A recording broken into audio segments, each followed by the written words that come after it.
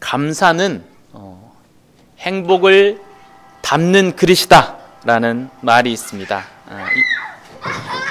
얘들아, 이 말은 감사의 그릇의 크기가 크면 그 감사의 그릇에 담을 수 있는 행복도 커진다는 것입니다.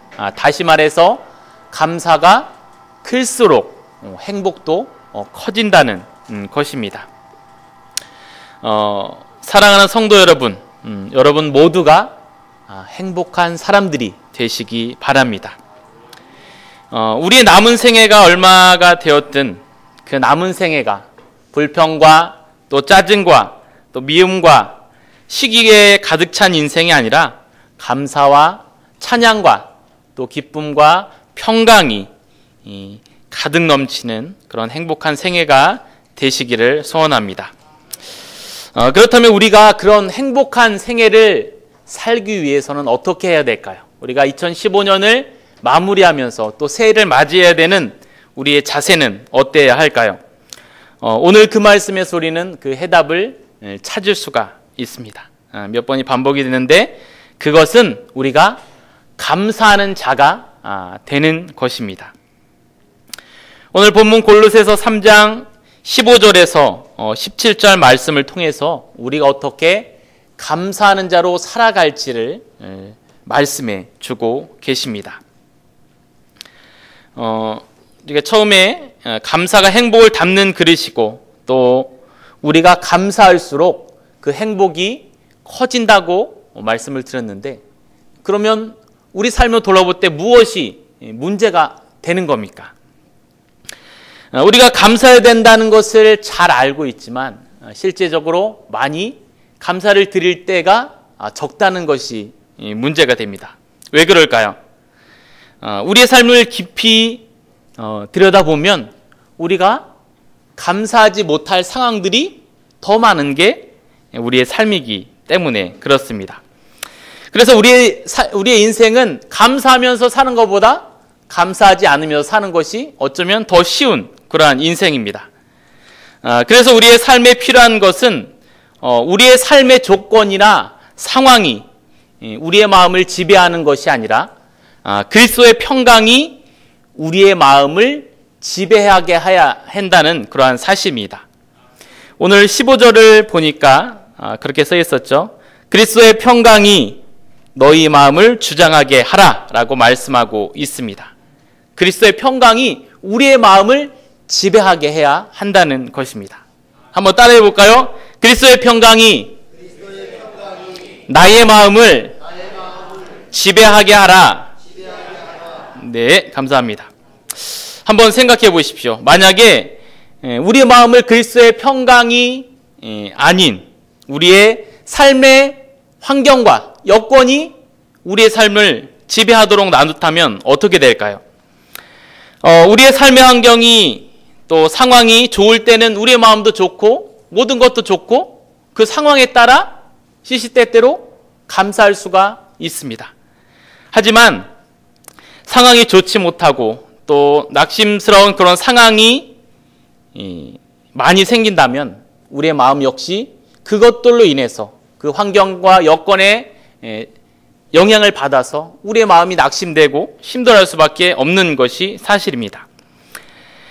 다시 말해서 환경이 좋을 때는 편안하고 안정되어 있지만 우리의 상황이 어렵고 힘들고 풍랑이 몰려올 때는 바람치는 물가에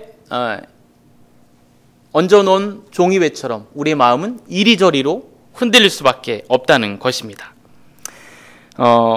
그렇기 때문에 삶의 파도가 아무리 무섭게 몰아치고 또 폭풍우가 몰려온다 할지라도 전혀 흔들림 없이 여전히 평안을 유지하기 위해서는 우리의 마음 가운데 그리스도의 평강이 필요합니다. 요한복음 16장 33절에 보니까 이런 말씀이 있습니다. 세상에서는 너희가 환난을 당하나 어떻게 하라고요? 담대하라. 내가 세상을 이기었노라 라고 말씀하고 계십니다. 우리가 예수 그리스도를 믿고 있음에도 불구하고 이 세상이라는 거대한 바다는 우리 가운데 시시때때로 많은 파도와 환련과 어려움을 가져다 줍니다. 여기서 그리스도의 평강이란 우리에게 그런 엄청난 파도와 폭풍과 오지 않도록 막아주는 게 그리스도의 평강이 아닙니다. 그리스도의 평강이란 오히려 우리에게 달려오는 그 폭풍과 파도를 뛰어넘어서 승리할 수 있도록 해주시는 게 바로 그리스도의 평강이고 주님이 주시는 평안이라는 것입니다. 여러분 혹시 파도 타기 선수들과 또 일반적으로 그 파도를 타는 사람들의 차이점이 뭔지 아십니까? 그것은 높은 파도가 몰려올 때 일반 사람들은 그것이 무서워서 물 밖으로 나오지만 선수들은 그것을 오히려 즐기며 더 재미있게 그 파도를 탄다는 것입니다. 그럼 세상 사람들과 우리의 차이점은 무엇입니까? 그리스도를 믿기 때문에 험한 파도가 우리에게 오지 않는 것입니까? 그런 것이 아닙니다. 우리도 세상 사람들과 똑같이 우리가 똑같이 태양을 받고 또 달빛을 받는 것처럼 그런 세상의 파도와 어려움은 우리에게도 동일하게 주어집니다.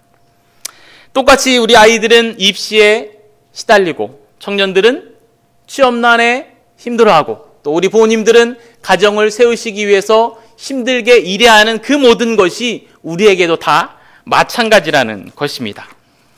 그러나 세상 사람들과 다른 점이 있습니다. 그것은 세상 사람들이 무서워하고 다가설 엄두도 못 내는 그 삶의 파도를 향해서 우리는 달려나갈 수 있다는 것입니다. 그리고 그것을 정복할 능력이 우리에게 있다는 것입니다. 그게 바로 그리스도의 평강입니다. 우리가 비를 많이 보게 되는데 이 땅에 비가 내리고 있다 해서 하늘 전체도 비가 내리고 있을까요? 그건 아닙니다. 비행기를 타신 분들은 한번 보셨을 겁니다. 하늘에서 비가 내리고 이 땅에는 다 젖은 것 같지만 하늘의 일정 고도를 이상을 올라가면 그것은 아주 고요하고 태양이 비치고 푸르른 빛을 띠면서 아주 고요한 그런 상태가 분명히 있습니다. 바로 우리 그리스도를 믿고 있는 믿음의 사람들은 하늘을 사는 사람들인 줄 믿습니다. 그러게 우리에게 불어닥치는 환란의 바람과 또 시련의 폭풍우에도 불구하고 그 환련과 시련을 뚫고 올라가는 독수리처럼 그 창공에 올라가 그곳을 누리는 것처럼 우리도 그렇게 비상함으로써 승리하고 그 그리스도의 평강을 누릴 수 있는 게 바로 우리 그리스도인들입니다. 사랑하는 성도 여러분, 우리의 삶의 상황이나 환경이 우리를 지배할 때 우리는 절대로 평안할 수가 없습니다. 그 상황에 따라서 환경에 따라서 흔들릴 수밖에 없습니다. 하지만 그리스도의 평강이 우리의 마음을 다스린다면 우리는 어떠한 상황에도 불구하고 비가 오든 폭풍우가 밀려오든 우리는 그리스도의 평안으로 그 평안함을 누릴 수가 있게 되는 겁니다. 그래서 우리는 환경의 지배를 받는 자가 아니라 그 환경을 뛰어넘어 승리하는 사람들이 바로 그리스도인들입니다. 사랑하는 성도 여러분은 그리스도께서 주시는 평안함으로 또 상황과 환경에 지배받지 않고 오히려 상황과 환경을 지배하며 평안을 누리며 살아가는 주인공들이 되시기를 바랍니다. 두 번째는 우리는 어떻게 하면 감사하는 사람으로 살아갈 수가 있을까요? 우리 같이 16절을 다시 한번 읽어보도록 하겠습니다. 시작. 그리스도의 말씀이 너희 속에 풍성히 거하여 모든 지혜로 피차 가르치며 권면하고 시와 찬송과 신령한 노래를 부르며 감사하는 마음으로 하나님을 찬양하고. 아멘. 네, 감사는 이것을 보니까 마음속에만 그냥 담고 있는 것만 아닙니다. 우리가 상대방에게 사랑의 마음 또 좋아하는 마음을 내 안에 담고 있으니까 상대도 알겠지 하면 아나요? 절대 알 수 없습니다. 사랑은 표현하는 겁니다. 그리고 사랑은 움직이는 겁니다. 그런 말도 있었죠. 그것처럼 감사는 우리가 표현할 때만이 진정한 감사가 되어질 수가 있습니다. 우리의 이 입은 누구를 찬양하라고 주신 거죠? 네, 우리 입술을 벌려서 하나님을 찬양하라고 우리에게 주셨습니다. 그렇기 때문에 우리는 이 입술을 벌려 하나님을 찬양하고 하나님께 감사를 고백해야 합니다. 그리고 우리의 마음을 다하여 하나님의 이름을 높이 찬양할 수 있어야 합니다. 우리가 그처럼 하나님을 향하여 또 최악의 상황에서도 또 최선의 감사의 고백을 하고 또 최선의 찬양을 드릴 때 하나님은 우리의 그 최악의 삶 속에서도 또 최선의 은혜를 베풀어 주십니다. 우리가 잘 아는 것처럼 사도행전 16장에 보면 바울과 실라는 복음을 전하는 중에 매를 맞고 감옥에 갇혀 있습니다. 그날 밤에 온통 피투성이가 되어서 착고에 매여 있고 바닥은 차기차기한 그런 악조건의 상황입니다. 그저 하나님의 복음을 순수한 열정으로 전한 것뿐인데 실컷 매를 맞고 또 감옥에 갇히는 이러한 상황이 되었습니다. 우리 같으면 어떻게 하나님께 뭐라고 말씀을 드렸을까요? 하나님 너무하십니다 라고 아마 불평을 했을지도 모르겠습니다. 제가 뭘 잘못했죠? 하나님 말씀대로 복음을 전했는데 제가 꼭 이렇게까지 고난을 받아야 합니까? 라고 하나님께 반문을 했을지도 모르겠습니다. 하지만 바울과 실라는 그 때로는 답답하고 또 아픔한 삶 가운데서도 찬양을 했습니다. 그 찬양을 했는데 거기 있는 이제 죄수들이 다 들었다는 것은 그만큼 크고 우렁차게 마음을 다해서 하나님을 찬양했다는 것입니다. 그렇기 때문에 온 죄수들이 다 들을 수 있었겠죠. 그 제사들이 귀를 기울여 들을 만큼 간절함으로 또 진실함으로 찬양을 드렸던 것입니다. 우리가 사람이 들을 수 없는 찬양을 부른다면 하나님이 그 찬양을 들으실 수 있을까요? 사람의 귀에 아무런 감동도 되지 않는 찬양을 드리는데 하나님이 그 찬양에 감동을 받으실 수 있을까요?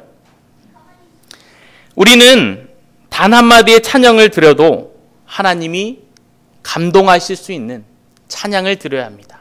우리의 고백을 올려드려야 합니다. 그리고 하나님이 들으시는 찬양, 또 하나님이 감동하시는 찬양을 드릴 때 하나님은 우리의 삶 가운데 기적을 베풀어 주십니다. 바울과 실라가 찬양하고 기도할 때 어떻게 됐나요? 그의 착고가 풀리고 옥문이 열려지는 그러한 역사가 일어났습니다. 저와 여러분 모두가 입술을 열 때마다 하나님을 향한 감사와 찬양이 넘쳐났으면 좋겠습니다. 우리의 마음에 우러나는 그 감사의 고백을 밭으로 내뱉어서 하나님께 감사하다고 감사 입으로도 고백하시고 또 찬양으로도 하나님께 올려드리는 우리가 되었으면 좋겠습니다. 마지막 세 번째로는 하나님 아버지께 기도하는데 그리스도를 힘입어서 하나님께 감사하는 것입니다. 오늘 17절에 무엇을 하든지 말에나 일에나 다 주 예수의 이름으로 하고 그를 힘입어 하나님 아버지께 감사하라고 말씀하고 있습니다. 이것을 보면 감사하는 일조차도 우리의 힘만으로 할 수가 없다는 겁니다. 누구를 힘입어서 감사하라고요? 하나님께? 예수 그리스도를 힘입어서 하나님께 감사하라라고 오늘 말씀해 주고 있습니다. 감사하는 그 일조차도 우리는 그리스도의 힘을 입어야 한다는 말씀입니다. 사랑하는 성도 여러분, 감사의 첫 시작은 이처럼 우리가 감사의 눈을 갖느냐, 갖지 못하는 자의 문제입니다. 장미 한 송이가 있습니다. 자, 어떤 사람은 이 빨간 장미를 보고 또 장미의 향기도 맡겠죠. 하지만 어떤 사람은 이걸 꽉 움켜쥐습니다. 어떻죠? 따갑잖아요. 가시만 보이는 겁니다. 내가 피를 나게 하고 따가운 이것만 보이는 사람이 있는가 하면 한 사람은 그의 향을 느끼고 또 아름다운 그 자태를 볼 수 있는 사람이 있습니다. 우리가 흔히 많이 들으셔보시겠지만 컵에 물이 반이 있습니다. 어떠세요? 뭐라고 말씀하시겠어요? 반밖에 없네. 또요. 반이나 있네. 예. 이렇게 두 가지로 볼 수가 있습니다. 감사하는 사람은 반밖에 없는가요? 반이나 있는가요? 예. 반이나 있네입니다. 혹 우리의 삶 가운데 뭔가 잃어버린 것이 있더라도 나머지 반을 돌아보며 아직도 나에게 주신 것이 또 남아있는 것이 있게 하셨구나 라고 바라보는 그 믿음의 눈의 시작이 바로 감사의 시작입니다.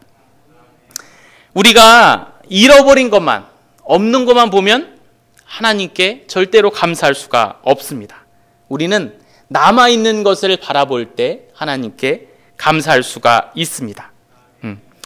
되어진 것만 바라보면 감사할 수 없습니다. 우리는 되어질 것을 믿음의 눈으로 바라보는 사람이 되어야겠고 또 그런 사람이 감사할 수가 있습니다. 이렇게 감사의 눈이 열린 사람은 매사에 감사할 수가 있는 것입니다.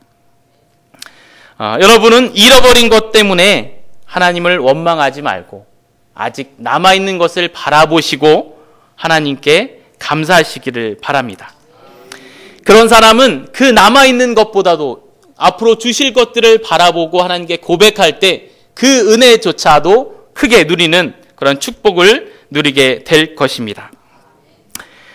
그런 의미에서 진정한 감사는 결국 행동을 통해서 보여지게 됩니다. 우리가 명절이나 어떤 특별한 날이 되면 또 부모님, 또 은사님, 또 우리 어르신들을 찾아갑니다. 그냥 가나요? 아니요. 뭐 하나라도 들고 그분들을 찾아갑니다.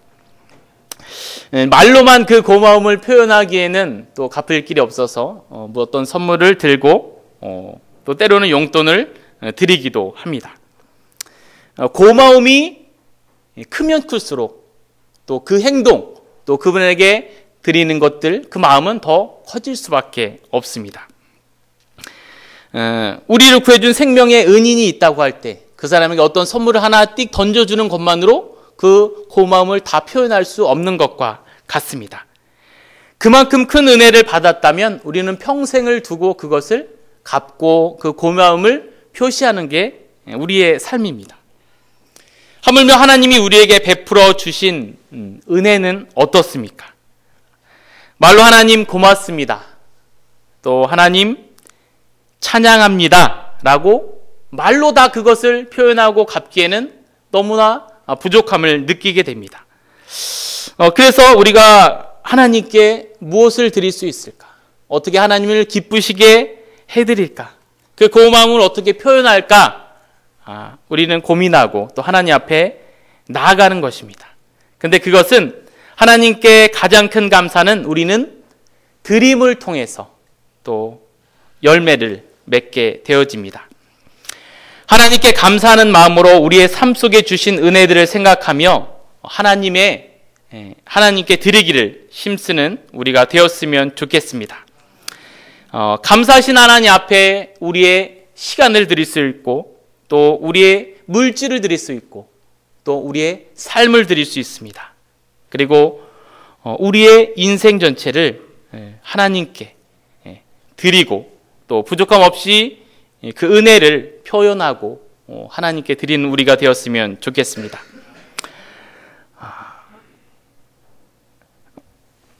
우리의 모든 것은 하나님의 은혜와 긍휼 또 자비하심과 도움이 없이는 결코 주어질 수 없는 것들이었습니다. 그럼에도 불구하고 하나님이 주신 그 많은 것들을 바라보기보다 우리에게 있던 것들 중에서 잊어버린 것들만을 속상해하고 그것에 우리의 눈만 고정해서 하나님을 바라보지 못하고 또 하나님께 감사하지 못한다면 우리 하나님의 마음이 참 아프실 거라 또 속상하실 거라는 그러한 생각이 듭니다. 그렇기에 처음에 이제 서두의 행복에 대해서 말씀을 드렸는데, 그것처럼 행복은 우리가 감사를 통해서 만들어 가는 것입니다. 행복을 만들어 가기 원하십니까?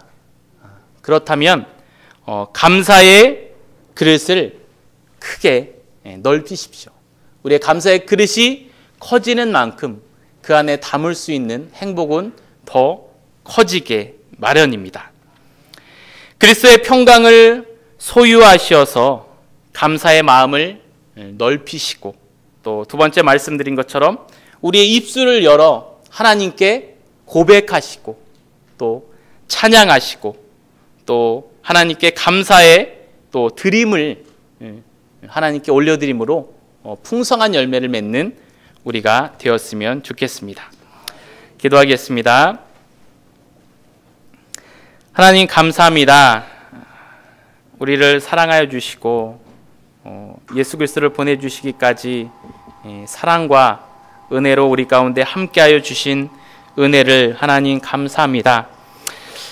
하나님, 그러나 우리가 때로는 이 세상에서의 상황과 또 여건에만 우리의 눈을 치중하여서 우리에게 남겨진 것을 또 여전히 함께 하시고 우리에게 은혜 주시는 하나님을 바라보지 못하며 원망과 시기와 불만 가운데 있을 때도 많음을 하나님 고백합니다.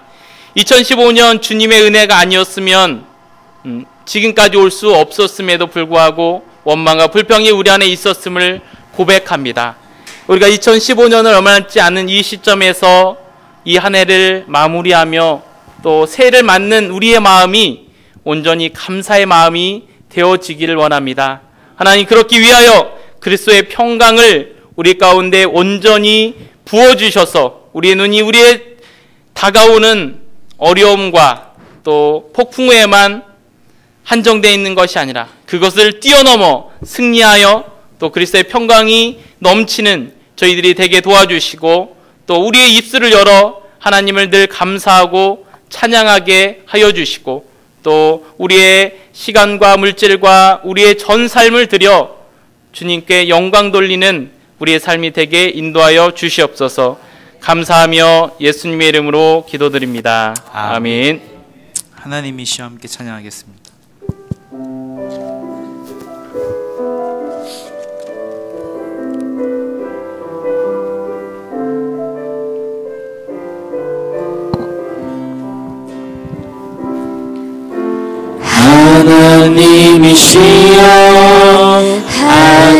하나님이시여 주는 나의 하나님이시여